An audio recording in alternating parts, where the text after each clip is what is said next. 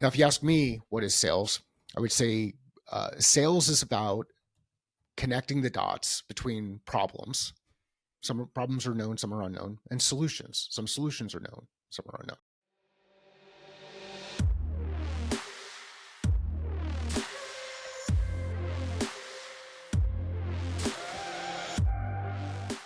How is it going, ladies and gentlemen? This is Sean Barnes. I want to welcome you back to the Way of the Wolf. Our guest today is a gentleman named Mike Simmons.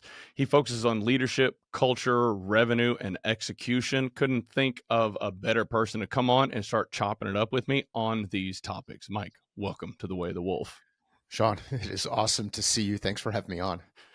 All right. We started off probably about 2 weeks ago having a really good conversation, started delving into what it looks like to start building a customer base, lead generation, converting leads to customers, and all of that stuff. And as the conversation was unfolding, I thought, you know what, we just need to get on the show and start recording all of this content so that we've got some real-time knowledge that we can share with everybody on the show. So you up for it? Always. Okay, so tell me a little bit about your background, just high level, in terms of how you found yourself focusing on helping organizations grow and scale, and let's talk a little about leadership, sales, revenue generation, things like that. Yeah, I've got a pretty unique background. Born originally in New York, then lived in Jersey for a little bit, and then Southern California for high school. So, and I share that because of the combination of both East Coast and West Coast kind of growing up perspective. I really think about myself as growing up though in Southern California because those were high school years, and you got to hang out at the beach and get out near the water, and that's my place to kind of refresh, reset, relax. Is getting out there and seeing the ocean. Professionally, UPS guy for 7 years, then moved into ed tech and enablement tech at a company called SmartForce. I was there for just about 7 years before joining a company called O'Reilly. In that term, I went from operations, loading and unloading package cars, to help to guiding people who are loading and unloading airplanes, to getting airplanes out on time, to then moving into what today you'd call customer success. Back then it was implementation success. That's what we were doing with our customers, and then moved into an account executive role and just kind of worked my way from ops into customer facing, into revenue producing, into revenue leadership type roles over a 25-year career. So it's interesting career progression, and I'm curious about what prompted you to make that transition from revenue generation into revenue leadership? Because a lot of people that I've come across that are focused on sales, I'm going to be honest, the people that I've encountered, they're driven solely by the dollars. And in my experience, when you start stepping more into the revenue generation or leadership realm, you don't have maybe quite as much opportunity to get the big dollars, but you're focusing on building the people on your team. Is that fair in your experience? And what prompted you to kind of go that path? I, I think it's fair. I think there are a lot of misconceptions around what leadership is. There are a lot of people who look at leadership as a role or as a title or as an opportunity to maybe not work as much as you have to do on a daily basis. Again, this is like early career people who are starting to think about what leadership is, rather than later career people who kind of know what leadership is and then find their way out of leadership because it just isn't the right fit for them. The draw for me when I first moved into an ed tech enablement technology, that SmartForce company, one of the things I was missing was the leadership aspect of what I did. I was a operations manager at UPS. I had a team of people. I was working across uh, multiple time periods or multiple shifts, which was really hard on body and hard on the relationship. When I moved into the ed tech space, I realized there was something missing, and it was that whole working directly with people to help them become a better version of themselves. And I wouldn't have said it that same way back then as I would say it today, but I knew it was missing. So I got into personal training, and I started training people, helping them become a better version of themselves. And I was always interested in moving back into some type of leadership track. I just didn't know what it was going to be or where the opportunity was going to be. And where that first opportunity happened was when I was at O'Reilly with Safari Books Online, and I had a chance to lead our account management team for a period, and then our channel team, and then started just adding on components up until the point where I left that role. I was the vice president of our Americas team. Okay. All right. So, what has been your experience in working with sales professionals? So, as you and I discussed, we started our company really going all in last year, and a lot of the business development, sales, lead generation is kind of fallen to me right now, which is fine. I mean, this is an area that I have not historically had to do anything with. And like you and I discussed, my dad, brother, definitely into car salesmen. I've had a lot of exposure to used car salesmen and just car salesmen in general. And one of the things that I've been cognizant of is I never want to come across as that slimy salesman. So how do you, as a business leader, bring people into your organization and avoid that stigma? Like, are there things that you can look out for whenever you start identifying a salesperson to come onto your team? There are, and actually, I'm going to take us back just about 15 minutes ago when you said, "Hey, promote what you're doing, but don't be salesy." Yeah. It triggers me whenever anybody says that, and Yeah. the reason why it triggers me is because there's this negative connotation associated with the word sales. So, what is sales to you, Sean? Well, I think it's basically identifying leads and converting them into customers that generate revenue. Okay. Yeah. And functionally inside organizations, those are the kind of roles that people will have and the type of people that you tend to, the things that you think about happens from a sales organization perspective and the measurables that you use to hold people accountable to doing their job.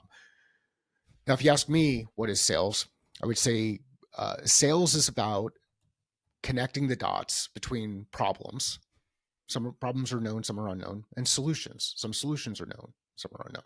Now, typically, when I'm speaking in front of groups and working with clients who struggle with that perception of sales, I will ask this question, and it works better in a group. But I'll just ask. I'll say, hey, by raise of hands, how many people like to be sold to? It doesn't matter how many people are in the room. It could be 25 people. It could be a couple hundred people. They're the majority of the group does that same kind of thing. They kind of move back and they shake their head no and they say, that's not what I want to do. Now, there's usually somebody inside the audience who will raise their hand and smile, and they're just trying to be funny. And if you get to their core, they don't really like that hard sold to, but they say they do. So we've got this group of people, nobody likes to be sold to. My follow up question is, okay, how many people like to buy things? And that's the response that I get. I get this smile, this nod, this kind of leaning in, this laughter, because there are a lot of people in the audience, in the group, who now have made that connection. Wait a second, we don't like to be sold to, but we do like to buy things. Well, why is it that we don't like to be sold to, and why is it that we like to buy things? We like to buy things to solve problems, whether they're personal problems. We just want to feel good in the clothes that we're wearing. We want to look good while we're driving a vehicle. We want to have the newest set of irons because we think they're going to make us play better golf, or we want to make sure that we buy the best product in a certain area because it reduces risks.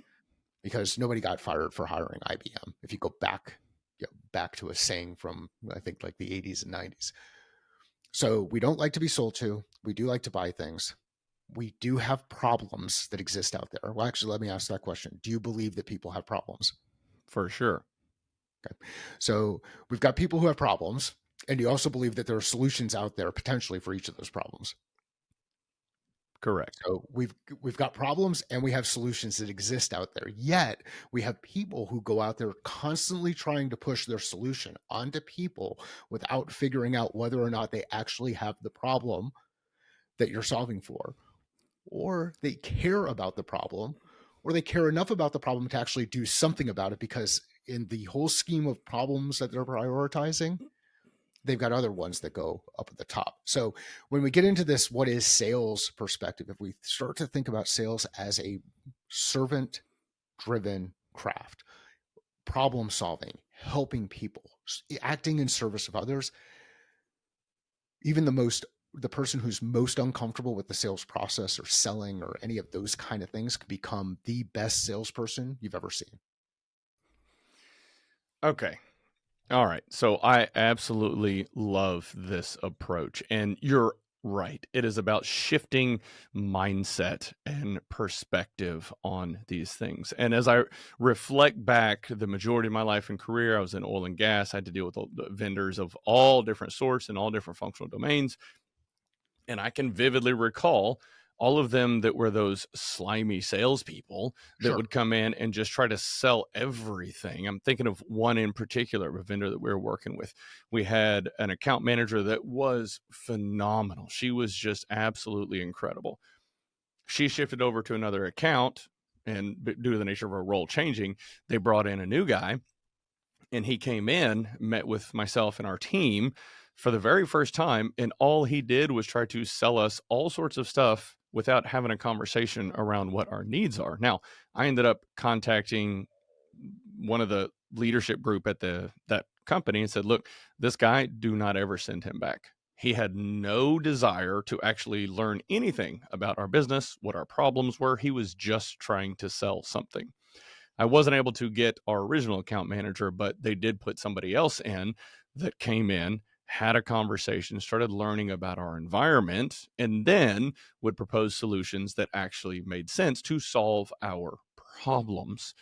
Now, I think that part of the reason there is this stigma is because a lot of people who are very personable, but also driven solely by money, find themselves in sales roles. And you mentioned something earlier about holding salespeople accountable based on their metrics. And I've had a lot of experience and exposure to organizations that have salespeople and actually work for us. It would blow my mind how there would be zero accountability. They would have a salesperson making ridiculous amounts of money. They wouldn't make a single sale like year after year after year. They're like, oh, but they've got a good relationship with this customer. Well, the business unit leader be okay, well, how good is a relationship if they haven't sold anything? So, and now that's just my experience, but since you work with so many organizations and sales leaders and sales teams, how do you get these business unit leaders to actually hold their salespeople accountable and bring in people that can generate revenue versus, oh, well, they've got a great demeanor and they're friends with this potential customer? Yeah, it's by simplifying. And so simplify. How do we create complexity? We add things to it. And a, one of those paper airplane is actually pretty simple. It's got one piece. It's a piece of paper. We fold it into a couple of places and send it down its way. You get one of those wooden, like balsa wood airplanes. You add a couple of other pieces. It becomes a little bit more complex. Things could break. You add one with the little propeller. It becomes more complex. So we create complexity by adding things. How do we simplify? We start removing. When we can remove some of these activity metrics, we can get better at holding people accountable to the things that are most important. And my two most important metrics are pipeline created.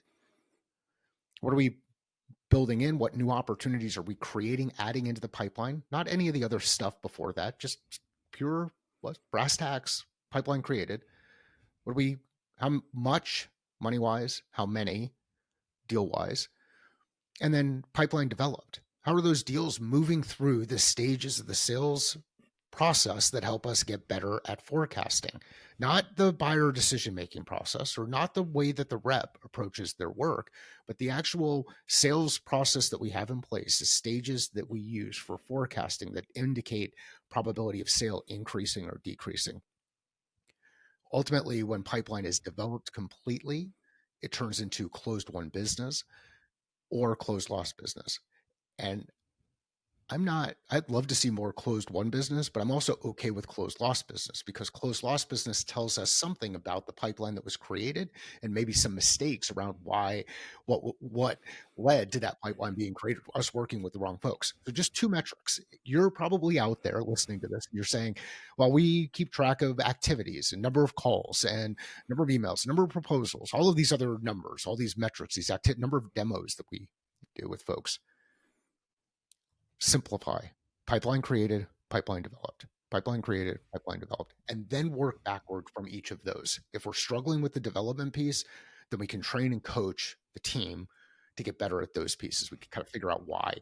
If we're struggling on the creation piece, then we can start to look at what kind of work is being done that is getting in the way of that pipeline being created. You could be the most amazing relationship builder in the world, but if you're not creating pipeline, you're probably in the wrong role. Yeah, so that's such a simple way to identify metrics that are quantifiable and you can hold these people accountable to it. So it's actually so that's one component of it. Now let's delve into the leadership side of it. You Sure. have a business unit president or an entrepreneur. They see the metrics, they see the data. It is quantifiable. This person is not generating leads, they're not generating revenue, but they're still not holding the salespeople accountable. And then let's layer in some more complexity. This salesperson has a massive ego and they are toxic to the culture of the organization, but they allow them to stay. I have my thoughts on this, but definitely welcome yours. It's crap leadership. I mean, that falls right back on the leader who's allowing it to happen. Like if I allow my kids to do certain things, now that behavior becomes uh, acceptable. It's getting reinforced. There's no consequences for doing things that are inappropriate associated with the business or with the family or with self.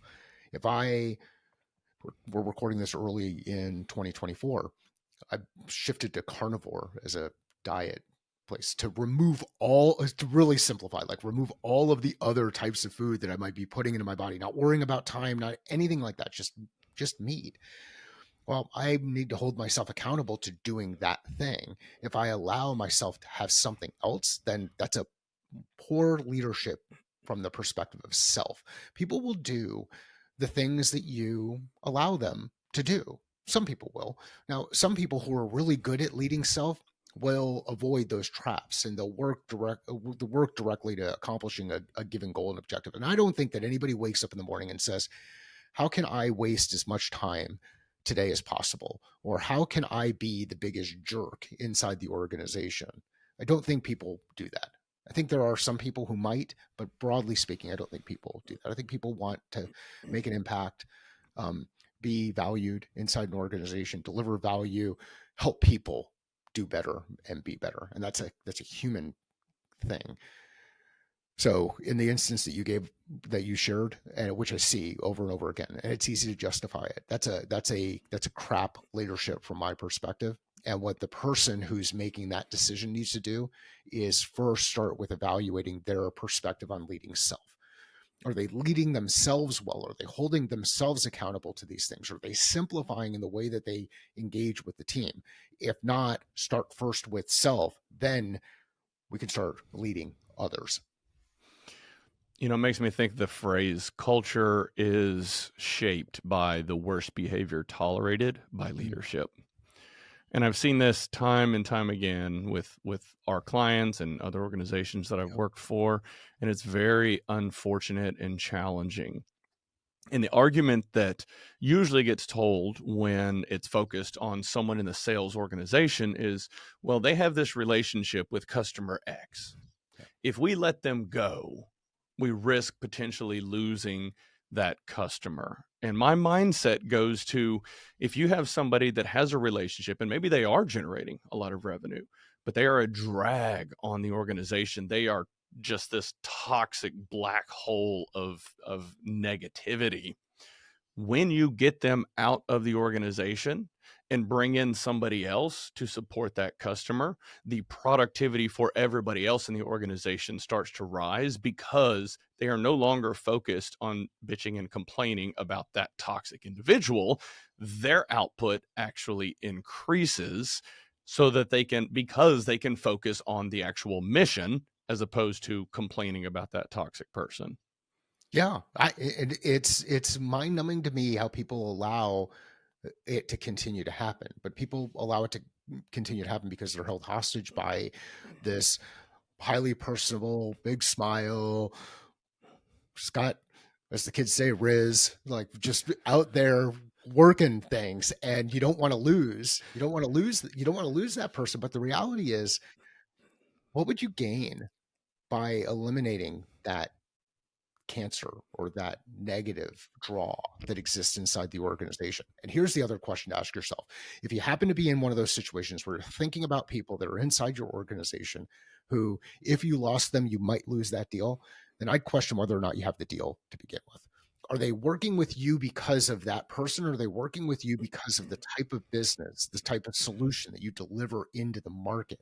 Now, if you're in a highly competitive market and you're selling uh, paper clips, yeah, you can get, it's pretty easy to switch from paperclip to paperclip. But if you're actually delivering enterprise value, significant value to an organization, and that organization is dependent on the solution that you're providing, and there are things that you do that differentiate yourself, then you might want to revisit your perspective on why those customers work with you and how those customers work with you and what value they perceive from working with you.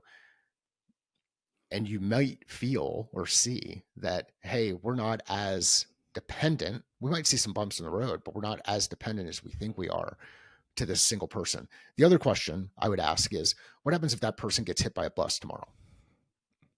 So That's that's actually exactly where I was going to be going with this, is that also is once again a failure of leadership, because you're not developing that bench beneath them or around them.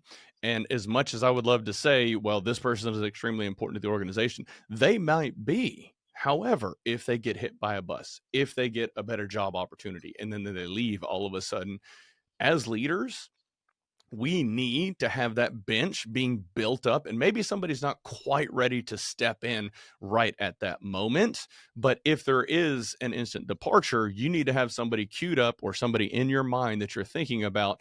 They can step into this role, they can grow, I can coach them, we can work with them and get them there, as opposed to having somebody who is the nexus of an organization, and if they get dropped out or they get pulled out, all of a sudden everything falls apart. And I do have a quick story to share with this. Years ago, we had a software company that we worked with, and one of their project managers, integrators, she was just phenomenal, just absolutely incredible at what she did. We ended up hiring her at our organization. The CEO of the software company was not pleased with me. He didn't talk to me for a pretty good while afterwards. A year goes by. I finally get to go have lunch with him and catch up.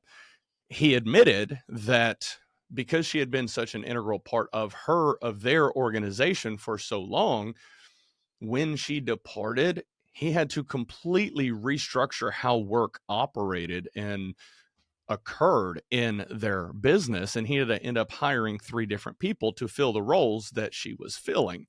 And it was very painful for him in the beginning, but he learned a valuable lesson in that you cannot hinge a business on one person, and that you have to structure it in a way so that it is resilient in the event of a departure.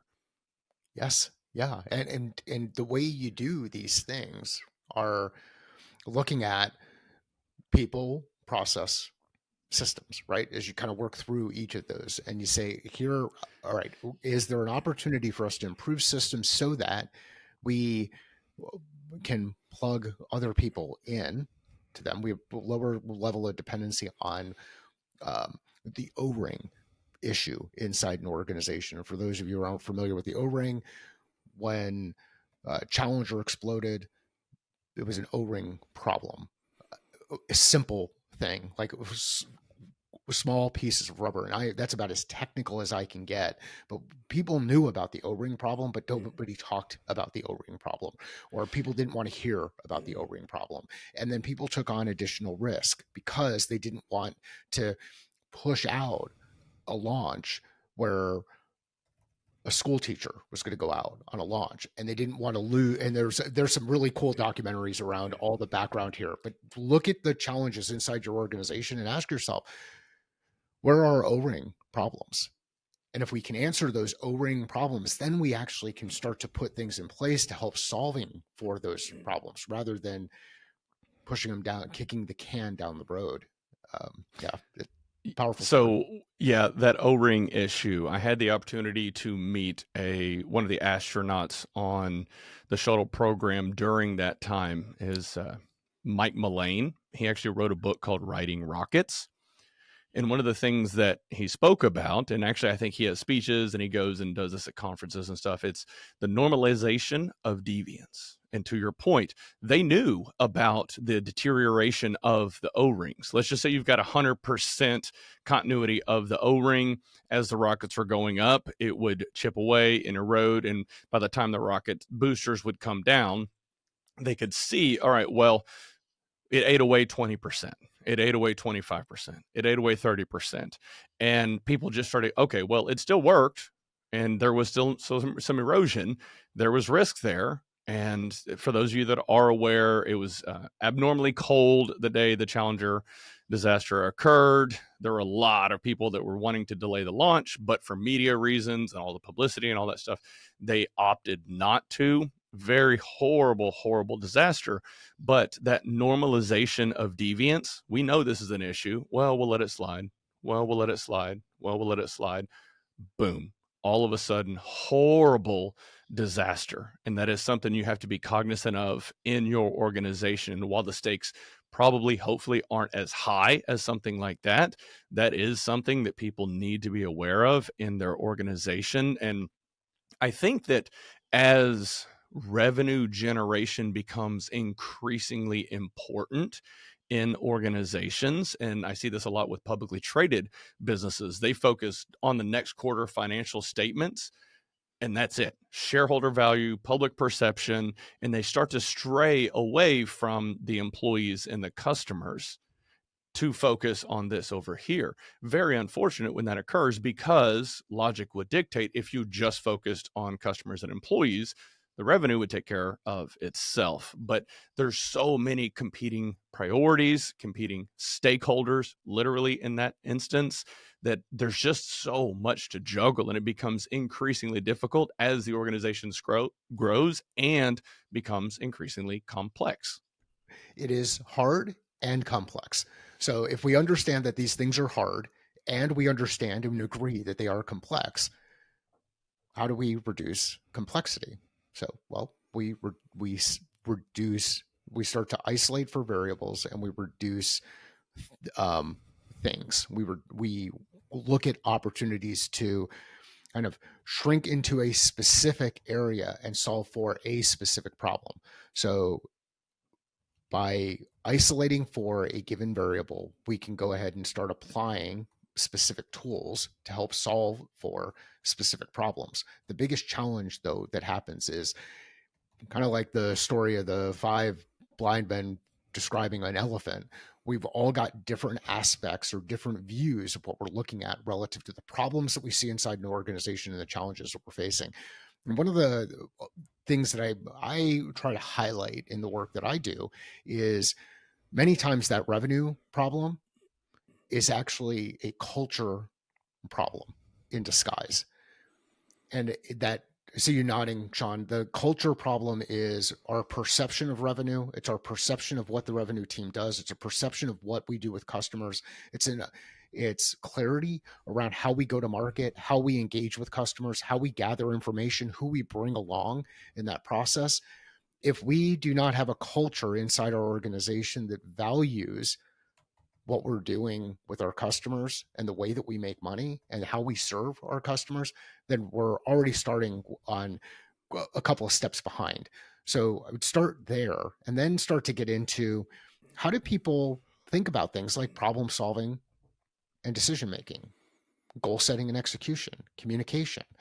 Well, so if the revenue challenge is a culture challenge in disguise, and culture starts with leadership, what if we actually started helping our leaders, people lead self better from the front line so that they had these skills in the interactions that they have with people inside the organization, and those opportunities when they move into leadership roles and they realize, to get back to that thing that we were talking about in the front end, like what is leadership, they realize that leadership is an act of service, not a title, not an ability to go sit in a room and direct a bunch of things, manage a bunch of processes, and then go home early. It is, it's a state of being. It's an act of service. It is something that helps others, in my mind, be a better version of themselves, helps guide others to be a better version of themselves. That's what true leaders do. Leaders build leaders, leaders create leaders. And um, James Kerr says that in the book Legacy, which is about the New Zealand rugby team. Mm. So, yes, everything that you just shared resonated beyond belief with me. There's one thing that I do want to go back to, and that is the reduction of complexity. As organizations grow in scale, it's inevitable they will become increasingly complex. And there's a few different ways to manage it, but one thing that I have seen is you end up having these silos of functional domains so that you can have a depth of expertise within IT, within HR, within safety, within transportation, within operations and supply chain. This is necessary. And I think where the breakdown is really around communication and collaboration across those silos. My experience in this, as I started leading more functional domains at my previous job, is if there was a transportation problem, they would go up to the VP of transportation. He would come over to me. Then I would have a conversation with people on my team. And so communication was up and across and then back down. Yeah. And as they started rolling these teams and functions under me, one of my focuses was to break down the walls between all of these functional domains. Yes, they still have to exist, but whenever you encourage a transportation manager just to go straight across and talk to an HR manager about a problem or issue, as opposed to going up and over, you increase the speed at which they can solve the problem. Now, yes, you have to have trust across these different teams, and strong leaders are able to start building trust and collaboration within all of these teams or across all of these teams. But I think that is a big miss that a lot of businesses struggle with. And if you think about companies that get into 10, 15, 20,000 or more employees, like they become increasingly complex, massive behemoths where it is just nearly impossible to do that. But we have to continue to make best efforts to encourage that collaboration. And as long as the people in transportation and the people in HR know their guardrails, boundaries, what they can and can't do, solve those problems at the lowest level first. Then the things that you can't solve, you start escalating up and up. But if you're an administrator or a manager or even a director, solve every single problem you can within your guardrails before elevating it up. You will learn more, you will impress your senior leadership, and you will open up more doors to be able to grow in the future because you will build a reputation for being the problem solver. Yes. And it's hard to do this stuff, right? Like it is, this is any problem that you're looking at can become more and more complex. You can add more and more layers to it. This is going to sound very math-ish, but if we can go back to, I forget if it was algebra, I think it was algebra, where you isolate for specific variables and then you identify an order of, you have your order of operations and you solve for specific things in a given order. Well, you can do the same thing inside these organizations, and you can do a lot of it with through asking those questions. And when you ask your peer in another group or someone that has a role that's maybe customer facing in that other group, if we're talking about customer challenges on transportation versus customer challenges on the maintenance side of something, we have cross team collaboration, we communicate across those teams, we can start to gain additional perspective and start to think a little bit differently about solving for specific challenges. This all sounds good when you say it out loud. There are going to be people who are nodding their head saying, yep, that all makes sense. How do I do it? I believe that there's this shift that's going to happen inside organizations, and it's going to take a while for it to happen. It's starting to happen inside smaller organizations, I think we're going to start to look at organizations more as this kind of ecosystem that are connected through multiple nodes rather than the stovepipe communication thing that Sean had described, which is current state. Like we work up the chain of command and then over and then back down, and then it takes a while for things to kind of move along. Well, then people will talk about matrix organizations where people can go side to side. Well, when you look at an ecosystem and you explode this view, kind of like a molecule, you could start to see different connection points that happen. Think of the transportation system when you look at a map. Um, you know, I think there's an opportunity for us to start to think a little bit differently about how we have things structured inside our organizations and how people communicate across teams. Here's the biggest challenge, though, that I've seen with it in practice. Sometimes people in that team will refer to this as a black marker. And other times, and I don't have the right Sharpie right in front of me, but other times people refer to this as a black marker. And imagine that blue one actually was black, but those two things are completely different items. One can do a lot of damage to the board that's behind me. One is intended to work on the board that's behind me. We're talking about two things that allow us to write on paper. And I'm holding up a black Expo marker and a blue Sharpie, but let's imagine it's a black Sharpie. But we're describing these things as the same thing. And the reality is they're two completely different things, but we're talking past each other. And that gets into that communication challenge that Sean had mentioned before. So how do we operate with a common vocabulary? From a revenue leadership perspective, the thing that's most important to me is that revenue is not a black box inside organizations, that people understand across the entire company. How do we make money? Who do we serve? What's our process, both in generating demand, acquiring customers, and then growing and expanding those customers? The more that people have access to that, the greater the appreciation they have for the people who work in those roles, and the better they can keep their eyes open to potential opportunity that's out there. So as a revenue leader, you're listening to this, don't turn your team into this black box where nobody knows what happens inside that group and what happens inside those meetings. Invite others to attend.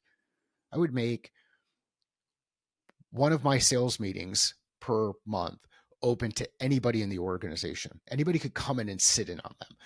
It wasn't the one where we're doing some of the pipeline stuff or we're talking about tactics around X, Y, or Z. There a specific meeting once a month. I would open it up to the entire organization, and I would do that so that everybody knew if they ever had a question, they could come. If they ever wanted to observe, they could come. And it's amazing what happens when people start to see what you do in certain roles and what they will potentially come up to you on ways that you could improve it. So it becomes this area where not only are you providing access and exposure to something, but you're actually gaining additional perspective from others inside the business who might actually help you do your job better. Well, you're creating a culture of transparency. Yes. Now, that can be challenging for people that are fearful of losing their jobs. Maybe they are incompetent, so they create this black box intentionally. Oh, this is way too complex. You would never understand it, right? When you start focusing on creating that culture of transparency, Yeah. what you end up doing is having more and more people aware of what is going on, like you were just talking about. And one of the things that I actually enjoy doing whenever I bring large teams together, teams that I've led, is I will start asking questions 2, 3, 4, 5 layers down of, hey, what is important to me? What is important to our team and business? That tells me a lot of different things. Now, going back to your example of having the marker versus the Sharpie, or the dry erase marker versus the Sharpie, making sure that you are clearly defining everything that's going on in the organization is important, but also making sure that your messaging is permeating through your entire team and the organization. And sometimes as teams grow and get increasingly complex, leaders have this tendency to firewall themselves off and only have conversations with their direct reports. Okay, I get it. When you're in a leadership role, have large teams or an entire business to run, it is challenging for you to make time for every single employee. But the more time you make for employees farther and farther down the chain of command, it gives you exposure. It allows them to better understand who you are, how you operate, let them trust you, and then also allows you as a leader to have a direct one on one conversation with that employee and make sure this is what's important to me. This is what's important to the organization. And it doesn't get watered down through layer and layer and layer of leadership. So, the biggest argument that I hear from senior leaders is, well, I don't have time. Well, I don't have time. Well, as a leader, that's why you're there. You're supposed to build the people on your team, make sure that everybody understands your mission and vision. And this is why, in my opinion, whenever I see startups and entrepreneurs as they're building their organizations, there is such an incredibly strong culture and so much buy-in from everybody because that entrepreneur, because that leader is having all of those conversations. They're so closely tied to the company that they are building. They want to make sure that everybody understands what's going on. Inevitably, as scale starts to occur, it starts to get watered down. You have to focus on going as deep into the organization as possible and maintaining those building and maintaining those relationships. And there are a couple of key questions that you can ask. One thing you can ask when you come across somebody new that you see getting coffee or water or on a call that joins on a little bit early or wherever this thing happens, right? You can just say, hey, so why do you do the work you do? What gets you excited about the work that you do? And just listen. And then ask another follow-up question based on the information that they share. And you'll get a sense, their perspective of where they fit inside the organization and how their work impacts what happens inside the organization and what's important to them. Now, maybe they do the work that they do because there's flexibility in time and they've got some kids that are at home and they want to be home before the kids get home from school or whatever it is. Awesome. Cool. Let's find out a little bit more information about their kids and how they found this organization and why they stay here and what they would like to see happen differently. Because the cool thing about humans is humans have perspective, their perspective. They see the world through their eyes. When you ask questions, demonstrate an interest in them, listen, and then ask follow-up questions and remember what you're talking about, you can start to shift and gain a new perspective, a new brushstroke on the organization around the type of people that you have inside the organization, the type of people that you're attracting. The other cool thing is when they're out there in the world talking to others and they have that experience and they talk to somebody who's looking to do something different inside an organization that cares about their people, now they start referring others into the organization. But if we ask simple questions like, why do you do the work that you do?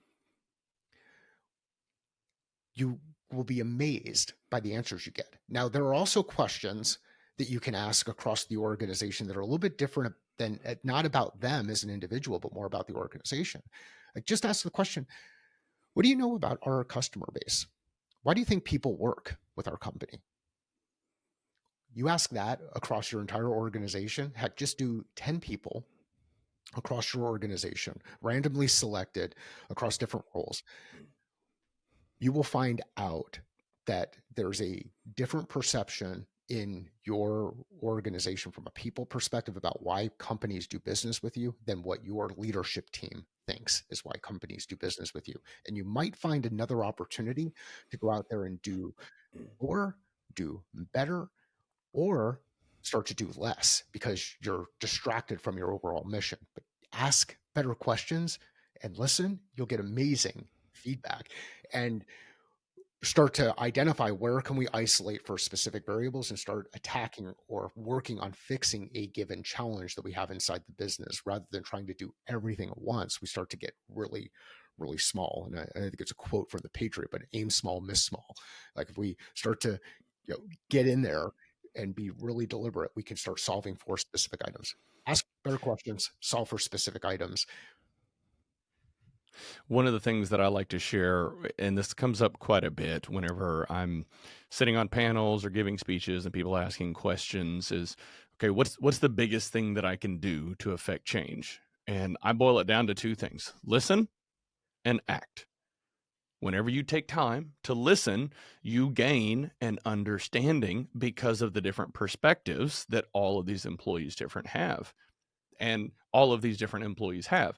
And what you will see is the guys out in the field that are servicing the customers, the operators, the engineers, the district managers, they are going to have a very different perspective than the people in the corporate office, the people in the ivory tower. And it is not common for the people in the ivory tower and out in the field to have the same perspective. Now, that's good and bad.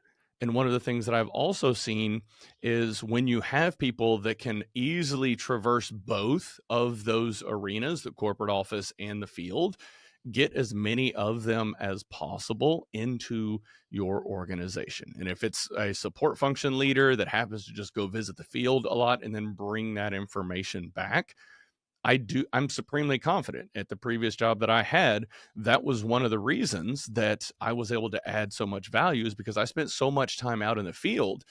And really, I was one of the very, very few from the corporate office that would actually go out in the field, lay my eyes on what was actually happening and bring that back to the corporate office.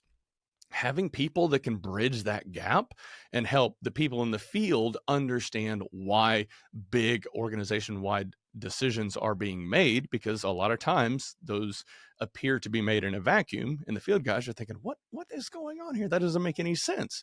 And when you're able to shed light on, well, we're doing that because of this and this, they gain a better understanding. And then whenever you bring information back into the corporate office, they gain a better understanding of why ops is making the decisions that they're making. All of this comes down to creating a culture of transparency, effective communication, consistent communication. These are all crucial aspects to being able to build a healthy organization that can grow and scale and have employees that want to work there and want to refer other people to work there. That helps with retention, that helps with attraction of talent. Like, all of these things feed into one another. Yeah, and these are not new concepts. Like, I forget who said it first, but managing by walking around or wandering around, like the MBWA, like that's an old.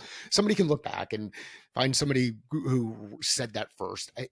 For whatever reason, I think it's a Drucker thing, but it probably isn't. I think it predates him. But there's this idea of managing by wandering around. Get out in the field. When you get out in the field, you see things. If you run into this time challenge that Sean mentioned before, figure out how to make the time.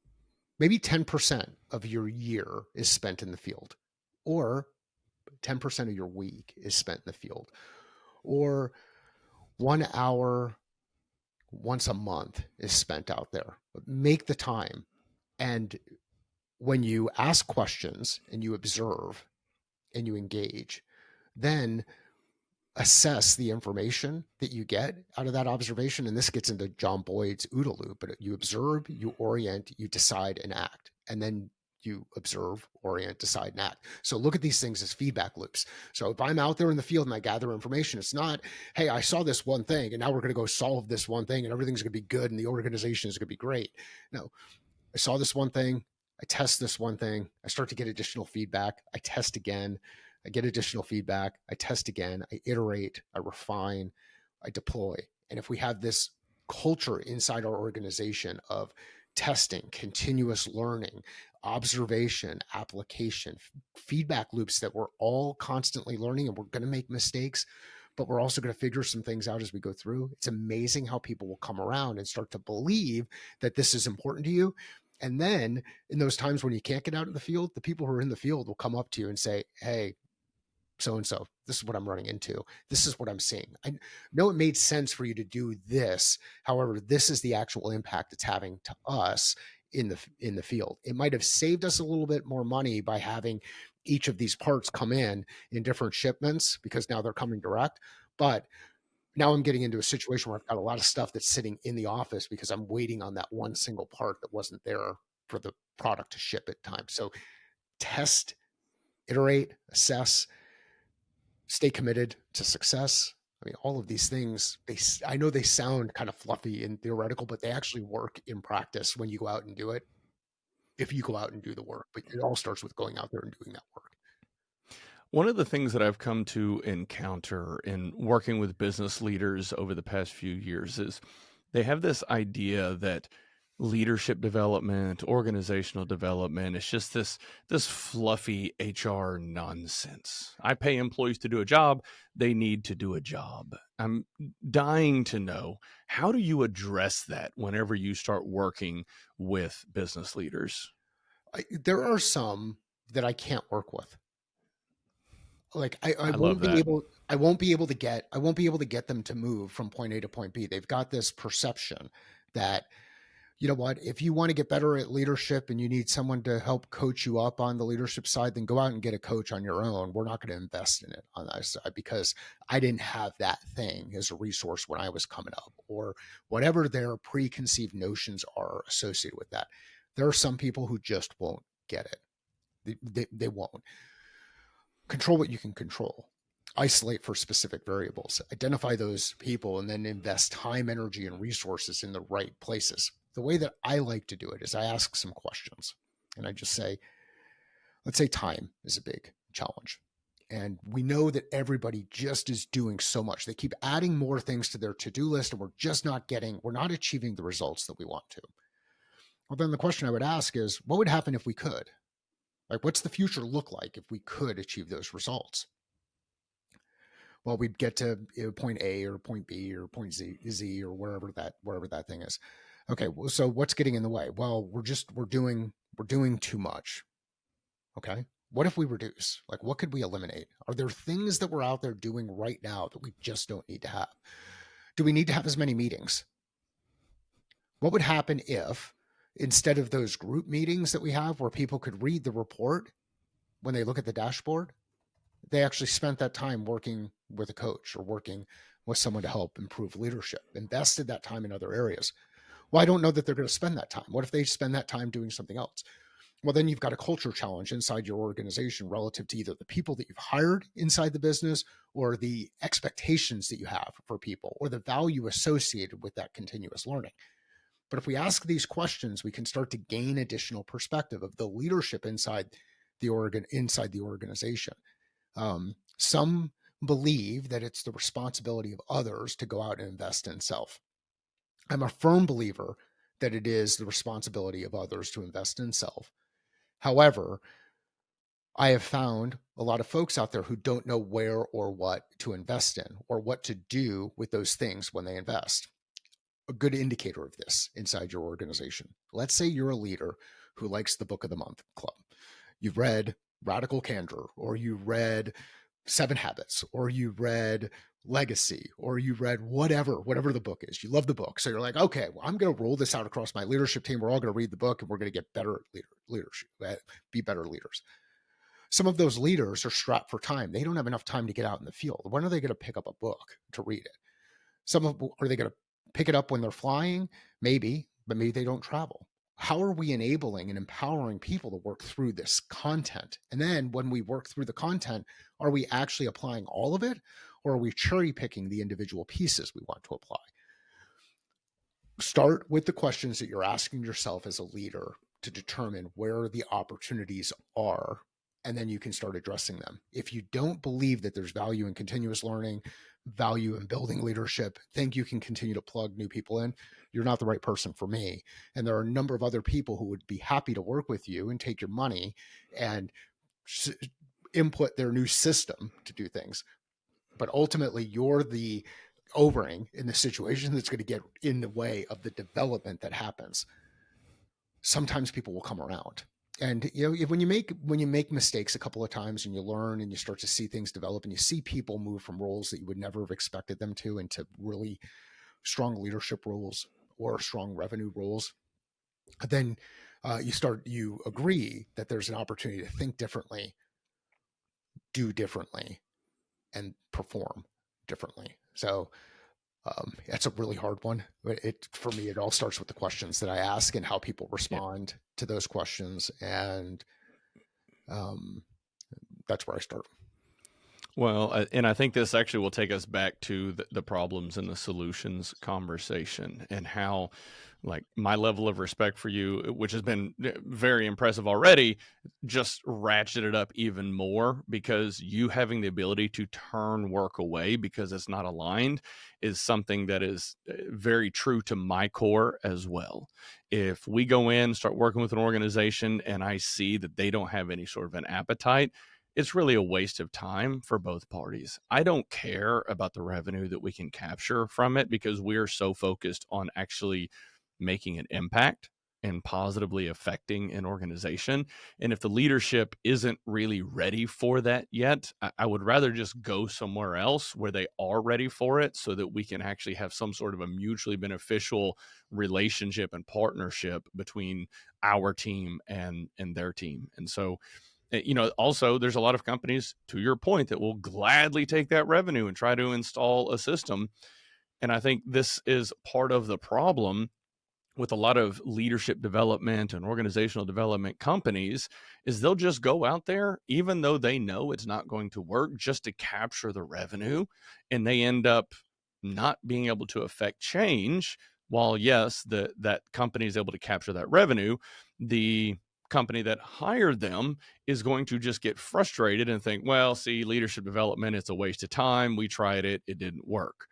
And the reality is, the leadership of that company didn't take the time to truly understand, check their own ego, and lean into it to adopt it, and be willing to make sort of changes in their organization.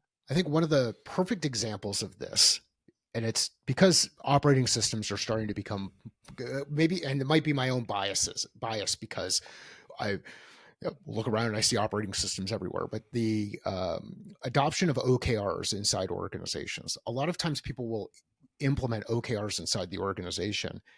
And when you go through why the OKR implementation failed, you quickly realize that they didn't follow Doerr's recommendation in his book, which means they didn't get to that page in the book, or they just didn't remember that part, but that the leadership team should implement OKRs for a 6-month period before rolling out to the rest of the organization. Actually internalize this, understand how these things work, figure out what's working inside their organization before reading a book and saying, this worked for Google, this worked for Intel, now it's going to go work for us. So we're going to go out there and make it work. And that is with OKRs or EOS or Mind, or Mind, which is game plan. Like all of these systems, they will work when you implement them properly in the right context and you learn, because each of them are grounded in some of the same kind of fundamentals, which is how do we create better alignment inside our organization associated with a single goal and objective, and how does that scaffold all the way through. And that's how you build that scale that we're talking about. And it becomes super complex on the far right side of it when you look at all of the different things.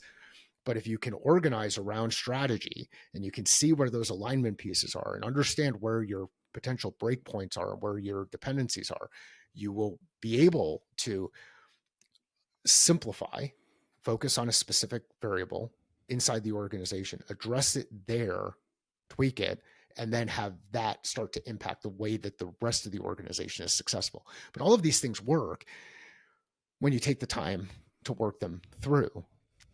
It's crap leadership though when you get in there and you say, okay, well, I'm going to push this out to the rest of the group and let everybody else go through and do it because this is what our investors said we should do, or this is what somebody on the leadership team said we should do, or this is what somebody I was talking to on an airplane said we should do. All of this stuff works. It really does. It's at the fundamental piece. It's when you start to get shortcut driven and kind of um, yeah, when you start to look for shortcuts and silver bullets, that's when things don't work, because you've gotten yourself into a situation where you need it to happen so fast that you forget about some of the other pieces, and you don't do the basic blocking and tackling first that helps keep the team operating.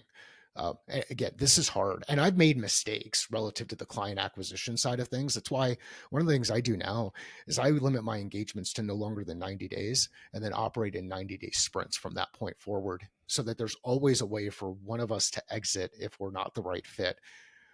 And the story I like to tell there, which I think everybody can relate to, is you drive down the road and you see your neighbor and you wave at them and everything's good. You maybe stop in their garage and have a drink with them and everything is good. You go in their backyard, have barbecue, everything is good. Your water main goes and you have to move into their house for 2 weeks. You realize everything is not good, but you can't see it when you're passing by.